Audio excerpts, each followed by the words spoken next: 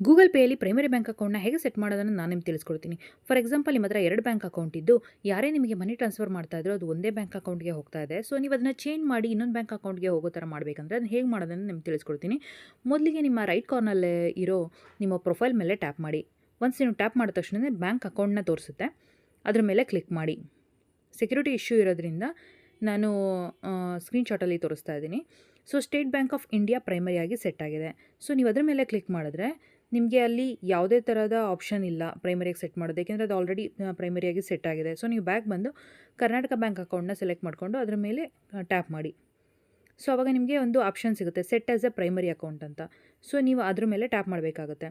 So once ನೀವು tap ಮಾಡಿದ ತಕ್ಷಣ ಅದು ಪ್ರೈಮರಿ ಅಕೌಂಟಾಗಿ ಸೆಟ್ ಆಗುತ್ತೆ. ಸೇವಿಂಗ್ ಅಕೌಂಟ್ ಪ್ರೈಮರಿ ನೀವು ನೋಡ್ತಿರ್ಬೋದು, ಅದು ಪ್ರೈಮರಿಯಾಗಿ ಸೆಟ್ ಆಗಿದೆ. ಸೊ ಇದೇ ಥರ ನೀವು ಪ್ರೈಮರಿ ಅಕೌಂಟ್ನ ಸೆಟ್ ಮಾಡ್ಕೋಬೋದು. ನಿಮ್ದು ಯಾವ ಬ್ಯಾಂಕ್ ಇದೆ ಅದನ್ನು ಸೆಲೆಕ್ಟ್ ಮಾಡಿಕೊಂಡು ನೀವು ಪ್ರೈಮರಿಯಾಗಿ ಸೆಟ್ ಮಾಡ್ಕೊಳ್ಳಿ.